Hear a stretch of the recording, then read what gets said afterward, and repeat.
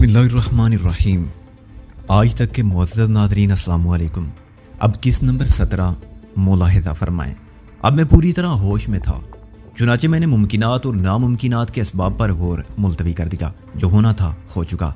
अब गौर तलब मसला मुस्तकबिल का था, यानी क्या होने वाला है।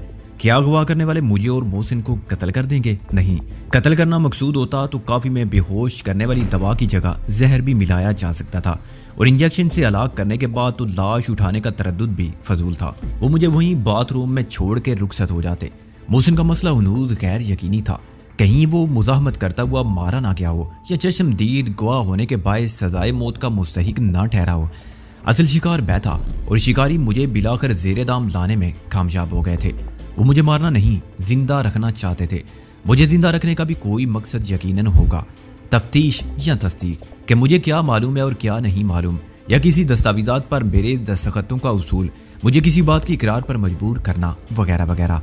मेरे अंजाम के बारे में आखिरी फैसला भी उन्हीं का था, और इल्मे गैब से महरूमी के बायस मैं कबल वक्त मालूम नहीं कर सकता था। अगर मैं शुरू से होश में रहता तो शायद वक्त की मदद से अंदाजा कर सकता था कि मुझे एम्बेसडर होटल से कितनी दूर ले जाया गया है, और मुमकिन है ट्रक में दाएं बाएं मुड़ने से अंदाजा कर सकता कि ट्रक किस सड़क से गुजर कर किस समत रवा है। मगर अपनी मौजूदा कैफियत में ये सब अंदाजे मेरे इख्तियार की बात ना थे। मैं इंतजार के सिवा कुछ नहीं कर सकता था। हर लम्हा गुजरता गया, उनसे उम्मीद का दामन बांधे रखने के सिवा कुछ नहीं कर सकता था, और मारने वाले से बचाने वाले के हाथ के जबरदस्त होने पर यकीन रखने के सिवा कुछ नहीं कर सकता था। मैं चिल्ला तक नहीं सकता था, क्योंकि मेरे मुंह में कपड़ा ठोंस दिया गया था। ट्रक भी लाकर रुक गया और मुझे उस होल समेत घसीटा गया जिसके अंदर मैं यूं बंद था जैसे रेशम का कीड़ा कोहे में। कालीन को आगे पीछे से उठाया गया तो मैं कमान हो गया। कालीन बस से नीचे गिरा और बैक वक्त दो अफराद ने एक दूसरे को हराम खोरी का इल्जाम दिया। कालीन की कटी हुई तहों में लिपटे हुए होने के बायस मुझे चोट नहीं आई थी। किसी तीसरे शख्स ने घुर्रा के कहा, ये वर्दियां नहीं है, काशानी कालीन है। और दूसरी बार मुझे उठाया गया तो उसने दरमियान में सारा फराहम किया। मैंने क्लोपत्रा का तस्वुर किया जिसे इसी तरह कालीन में लपेट कर शाही दरबार में पेश किया गया था। कालीन को एक किनारा थाम के झटका देते हुए वो लकड़ी के लट्ठे की तरह लुढ़कती हुई ऐन शाह के कदमों में पहुंची थी और उठ खड़ी हुई थी। लेकिन मेरे साथ ऐसा नहीं हुआ। चंद मिनट बाद मुझे पूरी एहतियात के साथ फर्श पर रख दिया गया और मुझे लाने वालों ने उजरत पर एहतजाज किया। वो किराए के ट्रक के ड्राइवर और क्लीनर थे जो 100 की बजाय 200 का मुतालबा कर रहे थे। इतना कीमती कालीन है बादशाह, अपने तो मोंडे भी वजन से टूट गए हैं, कुछ निकल आया है, लत्ता डिंगियां हो गई हैं जे। उन्होंने आईजी से दलाइल और फरियाद का सिलसिला दराज किया तो उन्हें दूसरा नोट भी मिल गया। मुझे स्मगल करने वाले अब जल्द अज जल्द उनसे निजात पाना चाहते थे। किसी ने ठोकर मार के कालीन को धकेला और मैं घूमने लगा। आखिरी बल खुलते ही मैंने देखा कि बैग कोठी के बरामदे में लेटा हुआ हूँ। बरामदा भी हिस्से का था क्योंकि मुझे वो सीढ़ियां नजर ना आई जिनके सामने ट्रक रुका था। मुझे उठाने वालों ने 3 जीने तय किए। कहीं ना कहीं वो दरवाजा भी होना चाहिए था जिससे गुजर कर ट्रक अंदर आया था। इस बरामदे के गिर्द लकड़ी का जंगला सा था जो खासा पुराना और बेरंग सा था। ऊपर छत में गोल ट्यूब लाइट का रोशन हल्का था। मेरे दाएं हाथ पर वही शख्स रिवाल्वर लिए खड़ा था जिसने मुझे बाथरूम में इंजेक्शन लगाया था। बाईं जानिब खड़ा वो शख्स फिल्मों और कार्टूनों में दिखाई जाने वाले अलादीन के तिलिस्माती चिराग के जिनका निस्बतन छोटा मॉडल था, लेकिन उसके बावजूद देवजाद लगता था। उसका कद 6.25 फुट के लगभग था और वजन किसी सूरत 350 पाउंड से कम ना था, यानी मुझसे 2 गुना। वजन और कद की मुनासिबत से उसके जिस्मानी आज़ा भी जिन्नाती किस्म के थे। मज़ीद नफ्सियाती तासर के लिए उसने मखसूस एक जांगिया पहनने पर इक्तफा की थी। चुनाचे उसका उलिया चट्टान जैसा लगने लग गया था। किसी रोमन इमारत के सतूनों जैसी टांगे थी जो बहुत नुमाया थी। उसने सर मुंडवा के खुद को तमाशा बना लिया क्योंकि इतने बड़े जिस्म पर इतना छोटा सा सर बहुत मुज़हिका खेज लगता था। लंबी लंबी मूछों और थोड़ी तक महदूद दाढ़ी ने उसे बच्चों के लिए तो वाकई खौफनाक बना दिया था, मगर मुझे वो बिल्कुल कार्टून लगा। रिवाल्वर वाले के इशारे पर वो आगे बढ़ा और उसने दांतों में दबे हुए खंजर को हाथ में थाम के एक वार से 2 रस्सियां काट दी जो मेरे हाथों और पैरों के गिर्द लिपटी हुई थी। ये भी ड्रामा था और मैं समझ गया था कि ये गोरिल्ला मखसूस नुमाइशी चीज है। उसका बदन ठोस नहीं था, उसके जिस्मानी गुदूद बचपन से ज्यादा फाल रहे होंगे, चुनाचे थोड़ा खा पी के वो बहुत फैल गया था। इस जिस्मानी फैलाव को बीमारी कहा जा सकता है जो आदमी को जिन बना देता है। गोश्त का ये पहाड़ खुराक का जखीरा निकलने से कायम था। जब उसने मेरे मुंह से कपड़ा भी निकाल दिया तो मैंने एक गहरी सांस ली और अपने हाथों पैरों पर रस्सी के बल से पड़ जाने वाले निशान को मला। फिर मैं उठ बैठा। मेरे जिस्म पर लिबास का एक तार तक न था। चुनाचे में खड़ा नहीं हुआ। हेलो, मैंने रिवाल्वर वाले से कहा, क्या दूसरा राउंड यहाँ होगा? आओगे मेरी तरह मैदान में? रिवॉल्वर वाले ने मुझे गाली दी, दूसरा राउंड तुम्हारे बाप से होगा, उसके लिए तुम्हें कब्र में गाड़ना पड़ेगा। मैंने कहा म्यानी साहब के कब्रिस्तान में? टाइगर वो देवदास से मुखातिब होकर बोला, इसको संभालना, मैं इसके कपड़े लाता हूँ। वो बरामदे के एक दरवाजे से अंदर चला गया। अंदर किसी कमरे में म्यूजिक बज रहा था। फिर कोई औरत खिल खिला के हंसी। मैंने अंधेरे में आसपास की आबादी का तयन करना चाहा, मगर तहद्दे नजर वीरानी और तारीकी के सिवा कुछ न था। और रात का सुकूत इतना गहरा था कि दूर से एक मेंढक के टराने की आवाज भी सुनाई दे रही थी। टाइगर, मैंने कहा, ये क्या नाम हुआ भला? तुम्हारे अब्बा सर्कस में थे क्या? भौंकने की जरूरत नहीं है। टाइगर ने मुझे खून ख्वार नजरों से घूरा। टाइगर मेरे एक कुत्ते का नाम था जो खारिश में मुब्तला हुआ और पागल होकर मरा। मैंने कहा, बिल्कुल तुम्हारा खम शक्ल था, उसकी रूह तुम में समा गई है शायद। तुम गुर्राते भी वैसे ही हो, मरोगे भी वैसे ही। बकवास बंद कर, नहीं तो थप्पड़ मार के 32 हाथ विच रख दूंगा। वो मुश्तइल होके बोला। चूंकि मेरा मकसद ही उसे मुश्तइल करना था, इसलिए मैंने कहा, वैसे वो भी देखने ही देखने का था। बुज़दिल इतना था कि बिल्ली से डरता था, और उस बिल्ली से नहीं जो शेर की खाला थी, बल्कि वो जो 900 चूहे खा के हज को गई थी। तुम भी उस चूहे से डरते हो? क्या नाम है उसका? दिलावर। टाइगर ने मुझे गलीज गाली दी और आगे बढ़ा। बेख्याली में वो मुझे नाम बता चुका था। गेंडे के बाप, करीब आया तो मुक्का मार के ये ढोल जैसा पेट फाड़ दूंगा। मैंने उसे चैलेंज किया। वो यकलख्त मुझ पर लपका और उसके खल्क से हुक्के जैसी आवाज निकली। मैं बिल्कुल तैयार था। अभी वो मुझ तक पहुंचा ही था कि मैं घुटनों के बल खड़ा हुआ और मैंने उसके पूरे वजूद को दोनों हाथों में संभाल के सर से गुजार दिया। वो अपने जोर में आगे किया और बरामदे की दीवार से जा टकराया। धमाके से दीवार हिल गई और टाइगर के हल्क से जो करा बुलंद हुई, वो बैंसे के डकराने से मुशाबा थी। वो 2 फुट की बुलंदी से फर्श पर गिरा और साकत हो गया। ये क्या हो रहा है? दिलावर ने अचानक दरवाजे में नमूदार होके कहा। मुझे हुक्म मिला है कि बिला तामल गोली मार दूं। जरूर मारो दिलावर भाई, मैंने टाइगर की तरफ देख के कहा। वो इसे शर्त लगा रहा था कि सर की टक्कर से दीवार गिरा सकता हूँ। गनीमत है ये झूठ था, वरना भी तुम अंदर मलबे में दफन हो जाते। मैं तुम्हारी बात कर रहा था। दिलावर ने मेरे कपड़े मेरे मुंह पर खींच मारे। अच्छा, मैंने कपड़े कैच किए और पहनने लगा। गोली में रिवाल्वर है, गोली में रिवाल्वर। ला हुला वला कुव्वता इल्ला बिल्ला। दिमाग उलट गया है मेरा। अभी अगर कमीज की जगह पतलून और पतलून की जगह कमीज पहन लूं तो कोई ताज्जुब की बात नहीं। ये बताओ मेरा मोहसिन कहाँ है? तुम्हारा कौन मोहसिन है? हम किसी मोहसिन को नहीं जानते। ज्यादा कॉमेडियन बनने की जरूरत नहीं है। दिलावर चिराग पा होके बोला। मगर मुझे ये जानकर खुशी हुई कि वो मोहसिन से वाकिफ नहीं है। इसका मतलब ये था कि मोहसिन खैरियत से है, और जब मुझे लाया गया उस वक्त तक वो आया ही नहीं था। सॉरी मिस्टर दिलावर, मैंने कहा। इजाजत हो तो एक बात पूछूं? ये मुझे और मेरे कपड़ों को अलग अलग करके क्यों लाया गया है? इसलिए कि कपड़ों के बगैर तुम रास्ते में कहीं फरार नहीं हो सकते, दिलावर बोला। मैंने नफी में सर हिलाया। अगर मेरे हाथ पैर बंधे हुए ना होते तो तुम्हारा अंदाजा गलत हो जाता। मैं बगैर कपड़ों के मैराथन रेस लगाता तो पूरी अनारकली और पूरी माल रोड पर से गुजर जाता। अब लगाते हो शर्त। दरवाजा फिर खुला और इस बार जो शख्स नमूदार उसे देखकर मैं सारी शोखी भूल गया। मेरा ख्याल था कि टाइगर से निमटने के बाद दिलावर को भी चक्कर दिया जा सकता है, मगर मुंदरी वाले टैक्सी ड्राइवर को देखकर मुझे अंदाजा हुआ कि मैं पेशावर और सफाक कातलों के ठिकाने पर हूँ, जहाँ मेरी मौजूदगी की खबर किसी को नहीं और ना होगी। ये शहर की 4 में से किसी एक समत का मुजाफाती इलाका था, जहाँ एक कोठी का दूसरी से फासला भी पता नहीं चलता था। यह भी मुमकिन था कि इस कोठी के इर्द गिर्द बैल जंगल हो और सुबह का उजाला फैलने के बावजूद इस वीराने में उम्मीद की एक किरण भी ना मिले। टाइगर को क्या हुआ है? मुंदरी वाले ने अपना रिवॉल्वर भी निकाल लिया। इसने दीवार को टक्कर मारी थी, खुद टूट गया। मैंने कहा। उसी वक्त एक फायर हुआ और मैं गैर इरादी तौर पर झुक गया। मैं यकीन से नहीं कह सकता था कि मुंदरी वाले ने उम्दन मेरा निशाना नहीं लिया था या गोता मारने से कोई गोली सीधी निकल गई थी। इस वक्त मुझे ऐसा ही महसूस हुआ था जैसे मुंदरी वाले ने मुश्तइल होकर मेरे सर पर गोली चला दी थी। मेरे कानों में साई साई होने लगी। मुंदरी वाला आगे बढ़ा। उसकी कुरुंजी आंखें नफरत और अंगारों की तरह चमक रही थी। मेरा ख्याल था अभी वो उसी रफ्तार से 2 कदम और उठाएगा, मगर उसने अचानक उछलकर मेरे मुंह पर पूरी कुव्वत से थप्पड़ मारा। मेरा गाल जलने लगा। टाइगर ने करा कर करवट ली और उठ बैठा। अंदर स्टीव बंद हो गया। चौधरी दिलावर के सामने उतनी ही बात करना है जितनी जरूरी हो, मुंदरी वाला बोला। चलो अंदर। थप्पड़ के रद्द अमल के तौर पर मैं अपना हाथ उठाते उठाते रह गया। एक नहीं 2 रिवाल्वरों की सरो सफाक नालें मुझे घूर रही थी और उनके अंदर इशारे की मुंतजिर बैठी हुई थी। हर गोली मेरे दिल और मेरे सर में उतर जाने के लिए तैयार थी। मैं दरवाजे की तरफ कदम बढ़ा चुका था और वो दोनों मेरे पीछे हो गए। ये मेरे लिए इंकिशाफ था कि चौधरी दिलावर वो है जिसके सामने मुझे अब पेश होना है, वो नहीं जिसे दिलावर समझे हुए था। टाइगर ने मेरी बात का मतलब गलत समझा था। वो समझा था मैं कोठी के मालिक का नाम पूछ रहा हूँ और उसके आका को चूहा कह रहा हूँ। लकड़ी का पॉलिश किया हुआ बैरूनी दरवाजा पूरा खुला हुआ था। अंदर के जाली वाले फ्लाई प्रूफ दरवाजे को धकेल कर मैंने खुद को एक ख्वाबगाह में पाया जिसकी तज़य्युन और आराइश से रईसाना ठाठ बाट का पता चलता था। लेकिन इस बेडरूम में कोई नहीं था। मैं कमरे के वस में लग गया। सीधे आगे चलो, दाई जानिब, मुंदरी वाले ने हुक्म दिया जो मुझसे 4 कदम पीछे था। मैंने दाएं हाथ के दरवाजे का पर्दा हटाया और एक वसी और अरीज ड्राइंग रूम में पहुंचा। इसमें मीर शराफत अली के ड्राइंग रूम की तरह नवादरात का जखीरा तो ना था, मगर कालीन, फर्नीचर, फानूस और दूसरा सब सामान इंतहाई बेशकीमत था। ड्राइंग रूम का आखिरी हिस्सा कुछ दाईं जानिब फैला हुआ था और ये कुछ अंग्रेजी हर्फ एल की शक्ल बनती थी। छोटे हिस्से में खाने की तवील बेस के गिर्द कम से कम 20 कुर्सियां थी। दोनों हिस्सों को एक महराबी दरवाजा जुदा करता था और उसमें बड़े बड़े रंगीन मनकों की मालाएं पर्दे के तौर पर इस्तेमाल की गई थी। बैठ जाओ। मुंदरी वाले ने एक सोफे की तरफ इशारा किया। और इस बात का ख्याल रखो कि तुम चौधरी दिलावर की कोठी में हो। अगर हीरो बनोगे तो कुत्ते की मौत मारे जाओगे और तुम्हारी बोटियां कुत्तों को डाल दी जाएंगी। गोया तुम तीनों मिलकर मुझे खा जाओगे। वेरी बैड, मैंने बैठते हुए कहा।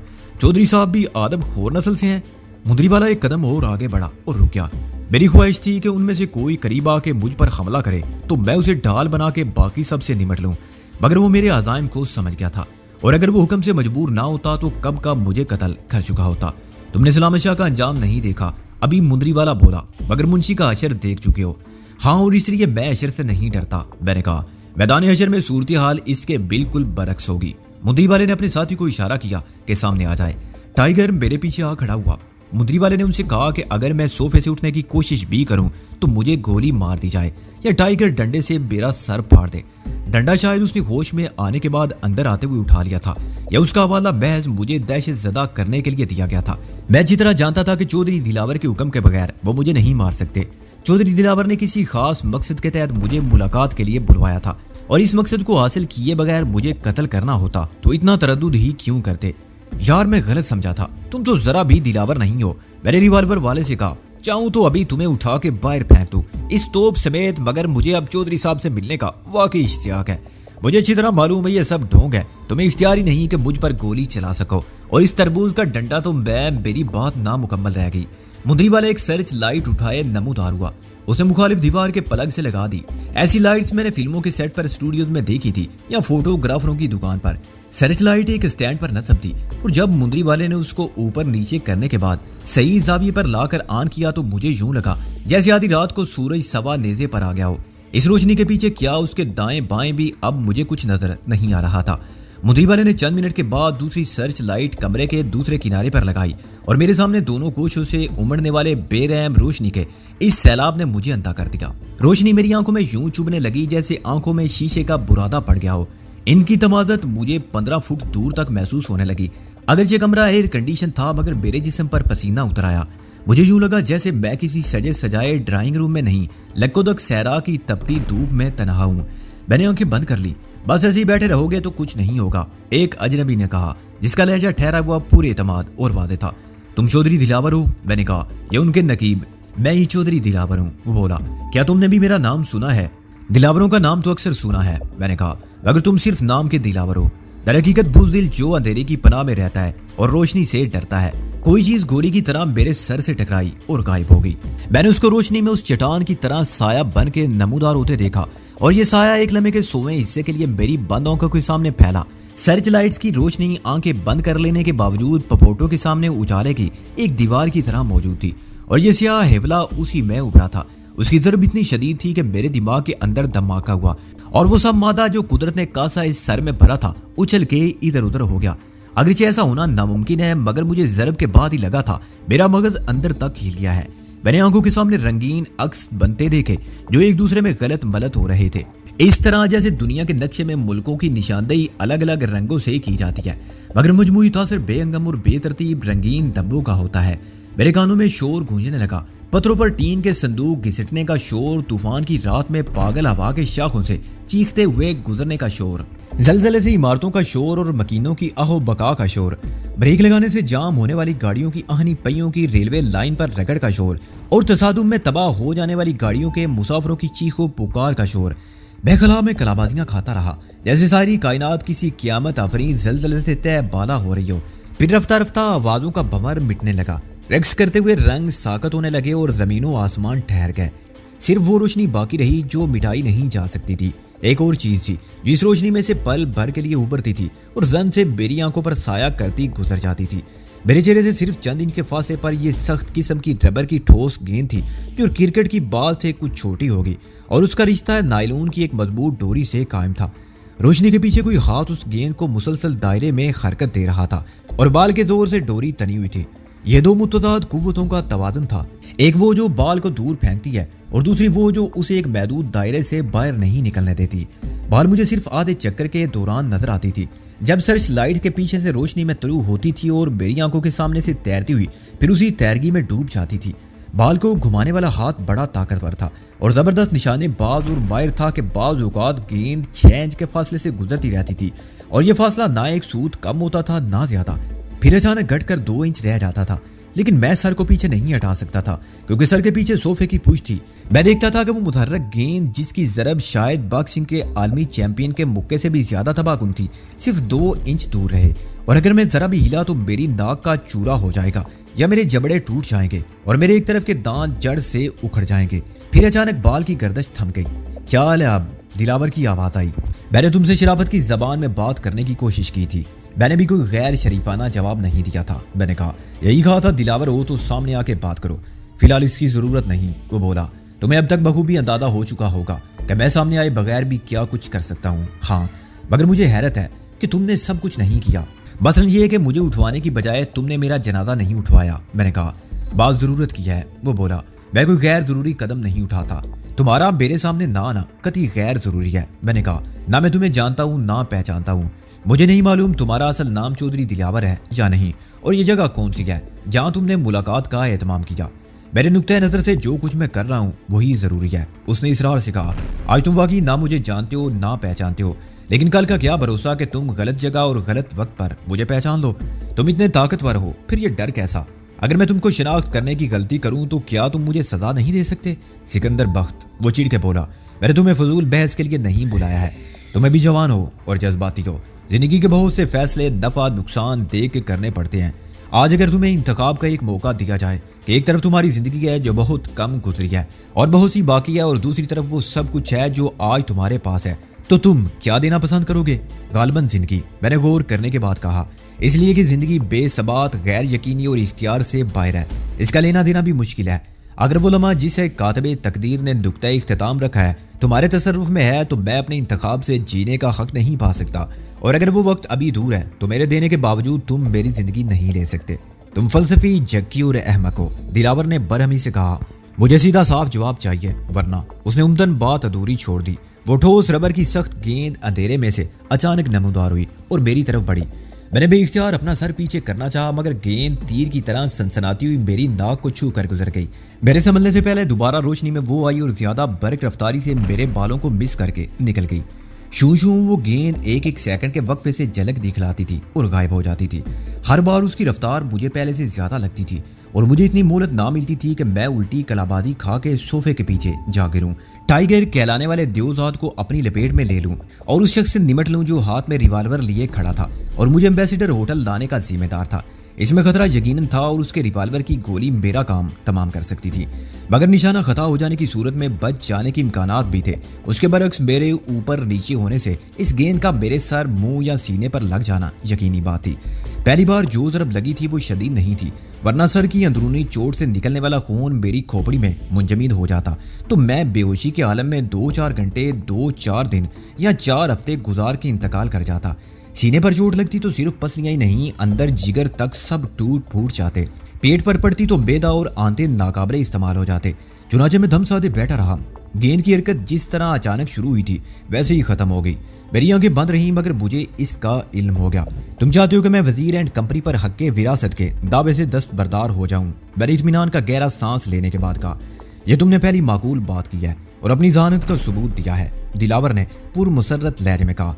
रोशनी एकदम बहुत कम हो गई जिससे मेरी आंखों को बड़ा सुकून मिला, लेकिन उसके बावजूद मैं रोशनी के पीछे दिलावर की सूरत देखने से कासर रहा और उसी मकसद के उसूल की खातिर तुमने मुझे लंदन से डिपोर्ट करा के यहाँ बुलवाया था। मैंने कहा, और अपनी दुखती हुई आंखें मली बहुत से नताइज तुम अपनी अकल की मदद से अखज़ कर सकते हो। दिलावर ने कहा, क्या मैं ये नतीजा अखज़ करने में हक बजानिब हूँ कि उसी मकसद को हासिल करने के लिए मेरे वालिद को कत्ल किया गया? मैंने कहा, पोस्टमार्टम की रिपोर्ट से मालूम हो जाएगा कि क्या तुम्हारे वालिद को कत्ल किया गया था। वो सुकून से बोला, क्या ये मुमकिन नहीं कि तुम इस तकलीफ दे रोशनी को गुल कर दो और मुझे दहशत ज़दा किए बगैर मुज़ाकरात जारी रखो? मैंने कहा क्यों नहीं, वो बोला, और उसके साथ ही वो दोनों सर्च लाइट्स ऑफ हो गई।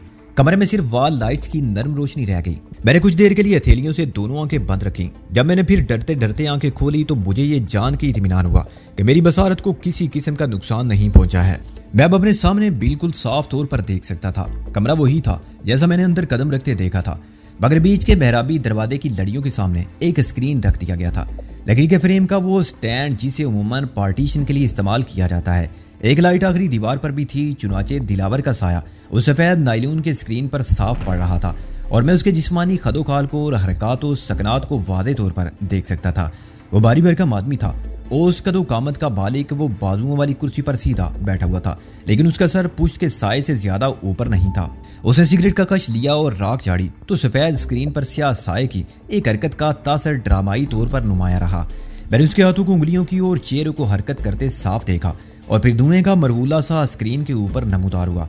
मैंने अंदाजा लगाया कि दिलावर इंतहाई अय्यार और खतरनाक हद तक ज़हीन शख्स है, जो हिप्नोटिज्म या मस्मरिज्म करने वालों के क्लिनिक की मखसूस नफ्सियाती फजा पैदा करने के खरबे जानता है और ज़बान या हाथ की कुव्वत से काम देने और ताकत से या तशद्दुद से मतलब निकालने की बजाय अपने हरीफ को ज़हनी तौर पर मफलूज, कमज़ोर और बेबस बना के फ़ायदा उठाने का माहिर है। सर्च लाइट के पीछे उस शख्स का कहीं पता ना था जो मौत का वो गोला घुमा रहा था, लेकिन मुंदरी वाला मौजूद था और उसके हाथ में रिवाल्वर भी मौजूद था। मिस्टर दिलावर, मैंने बिलाखिर कहा, तुम्हारे ख्याल में एक आदमी की जिंदगी की क्या कीमत होती है? ये सवाल अमकाना है, दिलावर ने कहा और कुर्सी पर पहलू बदला। फुटपाथ पर लेटे हुए फालिज़दा भीख मांगने वाले लावारस बूढ़े की जिंदगी की कोई कीमत नहीं। तुम्हारी जिंदगी उससे ज्यादा कीमती है। मेरे पैमाने से मेरी अपनी जिंदगी तुम्हारे मुकाबले में ज्यादा बेश कीमत है और यकीनन ऐसे बहुत से लोग हैं जिनकी जिंदगी मुझसे कहीं ज्यादा कीमत की है। अच्छा, मैं बराह रास्त एक सवाल करता हूँ, क्या ये सौदा तुम मेरे बाप से नहीं कर सकते थे? मैंने कहा कर सकते थे, अगर वो रजामंद हो जाता तो अपने लिए, तुम्हारे लिए और हमारे लिए बहुत से मसाइल पैदा ना करता। दिलावर ने कहा, मगर वो जिद पर कायम रहा कि सब कुछ दे सकता हूँ मगर वो कारोबार नहीं दे सकता जिससे मेरे बेटे का मुस्तकबिल वाबस्ता है। चुनाचे तुमने उसे कत्ल करा दिया। मैंने अचानक कहा, इस सवाल का जवाब मैं पहले भी दे चुका हूँ। वो उसी सुकून से बोला, अगर उसकी जगह तुम होते तो क्या करते? मैं बेईमानी मफरूजात पर क्या जवाब दूँ? मैंने कहा, जो होना था हो चुका। अच्छा तो बामैनी मफरूजात पर बात करो, वो तन से बोला और गालिबन मुस्कुराया। तुम क्या करोगे? फर्ज करो इंतखाब तुम्हारे हाथ में हो, मैं वही करूंगा जो मेरे बाप ने किया था। मैंने कहा, यानी इनकार। मैं अपने दावे से दस्तबरदार नहीं हो सकता। तुम्हारा भी यही ख्याल है कि तुम्हारे मुस्तकबिल का दारोमदार उस कारोबार पर है? दिलावर ने सिगरेट का कश लिया और चुटकी बजा के राख चाड़ दी। मैं तकदीर को तदबीर से वाबस्ता रखने का कायल नहीं, मैंने कहा, लेकिन इकरार का मतलब होगा मेरे वालिद की रूह के लिए शिकस्त का वो सदमा जो उन्होंने जिंदगी में नहीं उठाया था। मैं उनके नक्शे कदम पर चलने का पाबंद हूँ, ख्वाह या नकूश मुझे भी उसी मंजिल तक ले जाएं। उसने तो सिर्फ अपनी जिंदगी गंवाई थी, दिलावर ने कुछ देर बाद कहा, क्योंकि उसके पास गंवाने को कुछ था ही नहीं। तुम ज्यादा नुकसान उठाओगे। मसलन तुम्हारा एक दोस्त है मोहसिन रजा, अगर तुम्हें उसके जनाजे को कंधा देना पड़ा। मेरे ज़हन में एक तस्वीर बनी और मिट गई। उसके बावजूद मैं खाइफ रहा और बिलफर्ज महाल तुमने जवां मर्दी ही से यह सदमा झेल लिया। दिलावर ने मुनासिब वक्फा देकर कहा, तो वो लड़की है जिससे तुम वाकई मोहब्बत करते हो फोजिया। ये भी तो हो सकता है कि हम इसी स्टेज पर उसको तुम्हारे सामने पेश करें और तुम्हें वो मनाजर देखने को मिले कि तुम 1000 बार मरने की आरज़ुएं करो और मौत ना आए। मेरे दिल की धड़कन तेज हो गई और मेरी नजरें बिफरा गईं। उसी वक्त दोनों सर्च लाइट्स जल उठी और मैंने बेइख्तियार दोनों आंखें बंद कर ली, मगर वो मनाजिर जिनका जिक्र दिलावर ने किया था मेरे तसव्वुर में जिंदा रहे और दहशत से मेरे जिस्म का रुआं रुआं कांपता रहा। फौजिया की जिगर खराश चीखों से मेरी रूह के आजाब में इजाफा होता जा रहा था। वो बेज़मीर सफ़ाक दरिंदों के हाथ में थी और मैं इंतहा का बेबस था कि ना उसे कत्ल कर सकता था और ना अपनी जान दे सकता था और ना इन शैतान सिर्फ जल्लादों का कुछ बिगाड़ सकता था जो अपने मकसद के उसूल की खातिर फौजिया पर खारी इंसानियत सोच नाकाबिले बयान हद तक शर्मनाक और मौत से ज्यादा आजाब दे जुल्म कर रहे थे। उसे जला रहे थे, नोच रहे थे, काट रहे थे और उसके हुस्न शबाब के आईने को किरची किरची कर रहे थे। खूबसूरत नादक इंदाम और गुल बदन फौजिया एक मकरूब बदहुइयत और मसकशुदा लाश बन रही थी। जूम जूम जूम वो गेंद मेरी नाक को छूती हुई गुजर रही थी। मैं भी इसी की बर्फ के नीचे दफन होने लगा था। अकल ने बर वक्त जज्बात पर कब्जा हासिल कर लिया था। सोचो सिकंदर, सोचो, लोहे को लोहा काटता है। बहादुर दुश्मन का मुकाबला हो तो बहादुरी काम आती है। दुश्मन मकरो फरेब के सब जायज़ और नाजायज़ खतकंडे इस्तेमाल करता हुआ और इखलाकियात के उसूलों को जंग में खमाकत करार देता हो तो बहादुरी के रवायती मियार से हट के लड़ना जरूरी हो जाता है। क्या तुम्हारे पास अय्यारी का असला नहीं है? तुमको ईंट का जवाब पत्थर से देना नहीं आता। तुम जाने से और लसानी से काम नहीं ले सकते, मसलत के तकादों को नहीं समझ सकते। लाइट्स यकलख्त गुल हो गई और जब मैं फिर देखने के काबिल हुआ तो दिलावर उसी तरह साया बन के स्क्रीन पर मौजूद था। दिलावर, मैंने गहरी सांस लेकर कहा, फैसला तुम इसी वक्त चाहते हो? क्या तुम मुझे सोचने के लिए कुछ वक्त नहीं दे सकते? हमें, मेरा मतलब है कोई जल्दी नहीं है, वो बोला, लेकिन गौर करने के लिए काबिल गौर मवाद भी तो होना चाहिए। इस मोले से फायदा उठाना है तो चंद तजावीज़ और हकाइक को सामने रखो। एक ये कि मीर वजीर एंड कंपनी से दस्तबरदारी की सूरत में तुम्हारे खिलाफ तमाम मुकदमात खत्म हो जाएंगे। नंबर 2 ये कि तुम्हें 5 लाख रुपए नकद या उसके मुसावी गैर मुल्की करेंसी और शहरियत के हुकूक दिलवा दिए जाएंगे। मसलन तुम वापस लंदन जाके तालीम मुकम्मल करना चाहो तो इसका इंतजाम हो जाएगा और बाद में तुम्हारे लिए वही मुलाजमत और क्याम का भी रकम बढ़ाई भी जा सकती है। अगर मैं अपने कानूनी दावे से दस्तबरदार हो गया तब भी कारोबार तुम्हारे हाथ में कैसे आएगा? मैंने कहा, हम मीर शराफत अली का एक वारिस सामने ले आएंगे, वो हमारा अपना आदमी है। दिलावर ने कहा, तुम जमा का सीगा इस्तेमाल कर रहे हो? मैंने कहा, हम का मतलब क्या है? हम का मतलब है हमसे ज्यादा कुछ नहीं। उसने कहा, नंबर 3 बात यह कि तुम कारोबार से अलग हो जाने के बाद भी कारोबार में शरीक रह के उससे कहीं ज्यादा कमा सकते हो जो मीर वजीर एंड कंपनी के मालिक की हैसियत से कमाओगे। तुम लंदन में हमारी नुमाइंदगी कर सकते हो और सालाना 10 लाख तक मुनाफा हासिल कर सकते हो, मगर ये हमारी रजामंदी की बात है, वरना तुम खामोशी से अलग भी रह सकते हो। मेरा दिमाग चकरा गया, मेरी समझ में तुम्हारी बात नहीं आ रही है। मैंने कहा, तुम मुझे 5 लाख नकद देकर अलग भी करना चाहते हो और मुझे 10 लाख रुपए सालाना मुनाफा कमाने की पेशकश भी कर रहे हो। जहां तक मेरी मालूमात का ताल्लुक है, मेरे वालिद को उनके हिस्से का मुनाफा 3.5 लाख रुपए मिलना था, जो एक चालबाज दस्तावेजात पर उनके दस्तखत लेकर खत्म कर गया। अब यह मुनाफा बढ़कर 10 लाख फीकस कैसे हो जाएगा? और तुम 10 लाख तो मुझे देने की बात कर रहे हो। तुम्हारा मुनाफा कम से कम दुगना तो जरूर होगा। 20 लाख फीकस मालूम नहीं हमसे तुम्हारी मुराद क्या है, मगर मैं फर्ज कर लूं कि तुम्हारा सिर्फ एक साथी और है तो उसके 20 लाख मिलाकर सालाना मुनाफा कम से कम 50 लाख हो जाता है। ये कारोबार इतना बड़ा तो नहीं है। तुमने अभी तक सिर्फ किताबें पढ़ी हैं वंसा, और किताबी इल्म सिर्फ रास्ता दिखाता है। मंजिल तक पहुंचने के लिए रास्ते पर चलना पड़ता है, जो अमली तजरिबा और उसके बगैर इल्म बेमसरफ है। ये दुनिया भी वैसी नहीं है जैसी तुम्हें नजर आती है। एक दुनिया का जिक्र किताबों में मिलता है और ये दुनिया तसव्वुर आती है जैसा दुनिया को होना चाहिए। दूसरी दुनिया का जिक्र किसी किताब में नहीं मिलता और उसमें तुमने अभी तक कदम नहीं रखा। ये वो दुनिया है जो अमलन तुम्हारे इर्द गिर्द मौजूद है। मीर वजीर एंड कंपनी के नाम की बड़ी अच्छी साख है। इस इंजीनियरिंग फर्म के तैयार करदा आलात की मांग में बराबर इजाफा हो रहा है। चुनाचे मीर वजीर कंपनी के रवाबत दुनिया के मुख्तलिफ ममालिक में फैल रहे हैं, लेकिन इंजीनियरिंग के आलात में हम क्या कमा सकते हैं? हमारे मुकाबिल जापान है, जर्मनी और फ्रांस है, बरतानिया और अमेरिका है। उनकी साख हमसे बहुत बेहतर है और मयार के अलावा ये मसाइल सियासी ताल्लुकात के हैं। अब दुनिया के बाजार में नेक नाम जरूर है, मगर अपना माल उनकी कीमत पर नहीं बेच सकते। खरीदार के सामने एक ही कीमत हो तो वो जर्मन या इंग्लिश सामान को ब्यार की बुनियाद पर तरजीह देगा।